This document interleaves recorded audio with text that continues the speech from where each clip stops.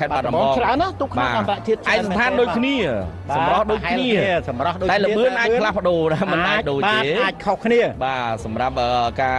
បាទឥឡូវនេះឃើញហើយលោកម្ចាស់ដូចជាមានព្រៀបលោកម្ចាស់ដូចជាមានព្រៀបទៅលើចតុគិរីមនីដែលជះខេត្តកញ្ចេះដូចជាមានព្រៀបខេត្តកញ្ចេះបាទភេទប្រសពខាងបាត់ដំបងនិងខេត្តកញ្ចេះឆ្ងាយដែរឥឡូវដកហើយលេងឆ្ងាយឥឡូវទូកលោកម្ចាស់ឥឡូវបាទកំពុងតែដកច្រើនខ្ទង់ហ្នឹងនេះបាទដកច្រើនខ្ទង់ហើយបាទ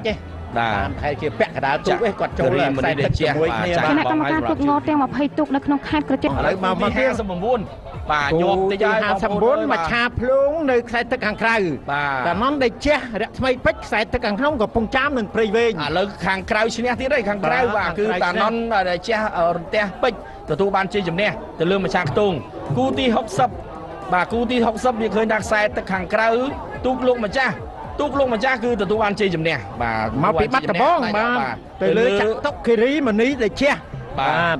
ទូកលោកម្ចាស់ខ្សែទឹកខាងក្នុងបានជាដល់ទីព្រ័ត្រហើយតែខ្សែទឹកខាងក្នុងពាក្យស្លាកលេខ119មានឈ្មោះថាទូកលោកម្ចាស់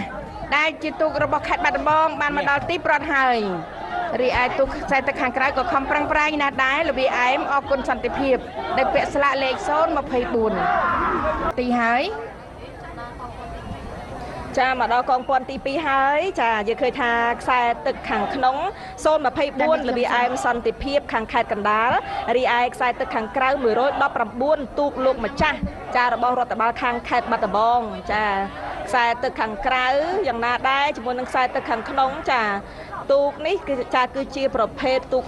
បុរសខ្នាតអន្តរជាតិចាមានឯកសណ្ឋានយ៉ាងស្រស់ស្អាតចារំលេចដោយចុងចង្វាប្រហាក់ប្រហែលគ្នាចាសម្រាប់ទូកលវិអែមចាសន្តិភាពឥឡូវនេះគឺថាក៏បានចិត្តមកដល់កងព័ន្ធផ្ដាច់ព្រាត់ទៅហើយយើងក៏លេខទៅឃើញថាខ្សែទឹកខាងក្រៅចាទូកលោកម្ចាស់ខាងខេត្តបាត់ដំបងគឺបានឈ្នះដាច់ហើយចាឥឡូវនេះយើងក៏លេខទៅកាន់ទូកជាបន្តទៀតដែលបានមកដល់កងព័ន្ធទី2ជាបន្តបន្ទាប់ចាគឺចុងចង្វាពណ៌ត្រួតជែករំលេចលាយជាមួយនឹងពណ៌ក្រហមចាឯកសណ្ឋានដ៏ស្រស់ស្អាតចាមានពណ៌ខៀវចាហើយសែនជ័យបារមីវត្តក៏បាទនឹងខ្សែទឹកខាងក្នុងខ្សែទឹកខាងក្រៅគឺតានងដែលជះរន្ទះពេជ្រគូទី63ខេត្តកំពង់ចាមក៏ប៉ុន្តែពេលនេះឃើញថាសារ៉ាប់សែនជ័យបារមីគង់សខេត្តព្រៃវែងកំពុងតែមានព្រៀបលើគូប្រកួតហើយ